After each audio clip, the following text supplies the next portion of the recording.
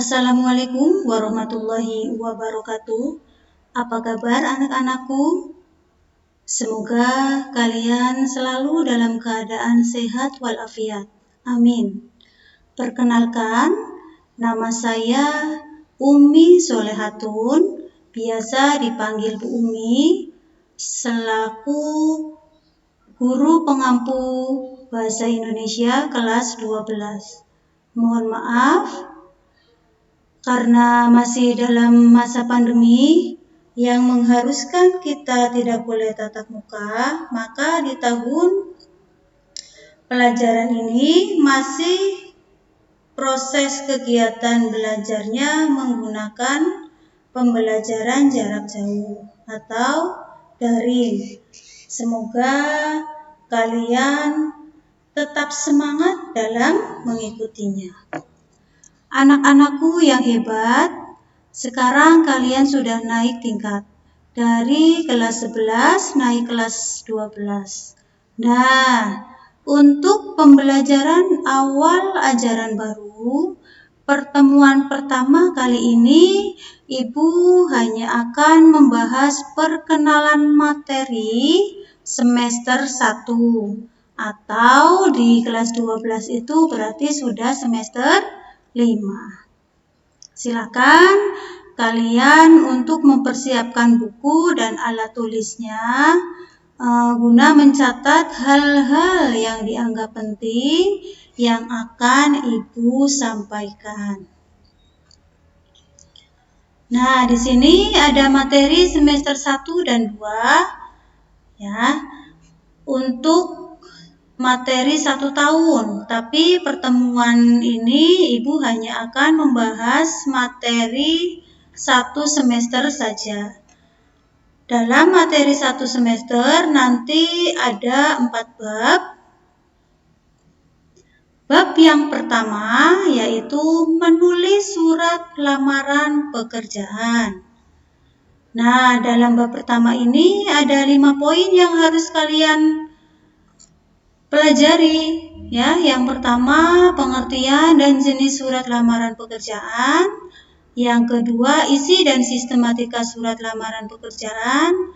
Ketiga, simpulan sistematika dan unsur isi surat lamaran pekerjaan. Dan yang keempat, unsur kebahasaan dalam surat lamaran pekerjaan. Kelima, penyusunan surat lamaran pekerjaan. Nanti di slide selanjutnya akan Ibu jelaskan satu-satu apa sih yang harus kalian pelajari di setiap poin-poin tersebut. Yang pertama, pengertian dan jenis surat lamaran pekerjaan. Nanti kalian akan mempelajari pengertian dan fungsi surat lamaran pekerjaan serta jenis surat lamaran pekerjaan. Kedua, isi dan sistematika surat lamaran pekerjaan. Di sini nanti ada isi surat lamaran pekerjaan, sistematika surat lamaran pekerjaan, dan aspek penting surat lamaran pekerjaan. Selanjutnya, yang ketiga, yaitu simpulan sistematika dan unsur isi surat lamaran pekerjaan. Keempat, unsur kebahasaan dalam surat lamaran pekerjaan itu nanti ada 4 poin. Yang pertama, ketepatan pilihan kata. Kedua, kebenaran dan keefektifan struktur kalimat. Ketiga, kepaduan paragraf. Dan keempat, ketepatan penggunaan ejaan dan tanda baca. Yang kelima, penyusunan surat lamaran pekerjaan. Nah, di dalam penyusunan itu nanti ada cara menulis surat lamaran pekerjaan yang baik dan benar. Selanjutnya kita ke bab 2, yaitu sejarah Indonesia dalam bingkai karya sastra. Di bab 2 ini ada 5 poin. Yang pertama, pemahaman teks cerita sejarah. Yang kedua, informasi dan unsur pembangun teks cerita sejarah. Ketiga, nilai-nilai dalam teks cerita sejarah. 4, ciri kebahasaan dan penyusunan. Yang pertama ya, Yang pertama yaitu pemahaman. Nanti kalian akan mempelajari pengertian, fungsi, struktur, jenis, ciri-ciri teks cerita sejarah.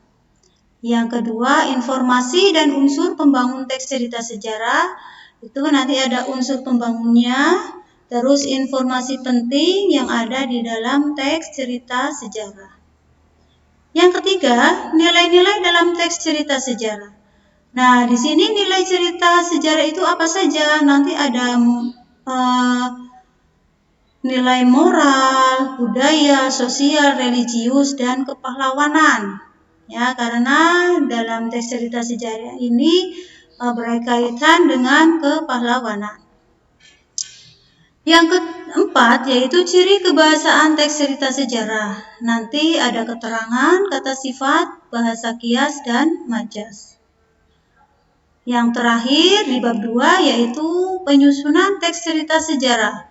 Kalian nanti bisa menyusun teks cerita sejarah, selanjutnya menyunting teks cerita sejarah yang kalian buat. Oke, kita lanjut bab 3 yaitu editorial sebagai media berpendapat. Dalam teks editorial atau bab 3 ini ada 5 poin yang harus kalian pelajari. Yang pertama, pengertian, ciri-ciri, dan sifat teks editorial. Kedua, informasi dalam teks editorial. Nanti kalian akan pelajari jenis teks, tipe teks, dan fakta serta opini. Yang ketiga, ragam informasi dalam teks editorial. Nanti ada isu aktual, ya. Isu aktual itu peristiwa yang berkembang dalam masyarakat. Yang kedua, pendapat dan argumen dalam teks editorial. Nanti kalian pelajari unsur-unsur yang ada dalam editorial. Lanjut ke saran terhadap isu. Nanti kalian juga akan pelajari unsur-unsur yang harus diperhatikan saat menyampaikan saran dalam editorial. Yang keempat, struktur dan kebahasaan. Kelima, merancang teks editorial. Menyusun, lanjut menyunting. Selanjutnya, bab 4, ya, bab terakhir dari semester 1, yaitu novel. Novel atau hasil karya imajinasi. Nanti ada 5 poin yang harus kalian pelajari. Poin yang pertama, pengertian, ciri-ciri, dan jenis novel. Nanti kalian akan pelajari ketiga poin tersebut.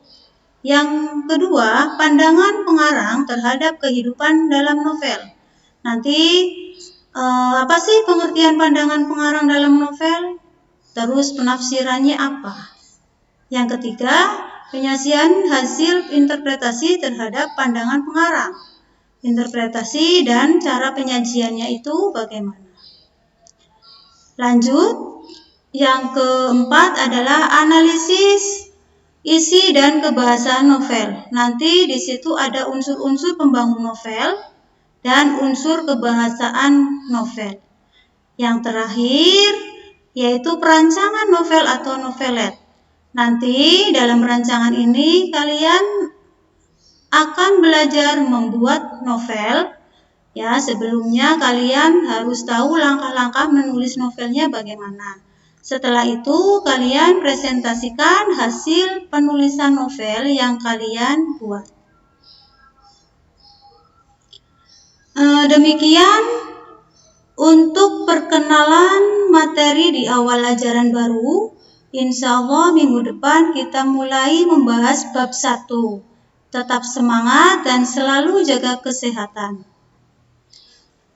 Dan sukses selalu untuk kalian. Ibu akhiri, wassalamualaikum warahmatullahi wabarakatuh.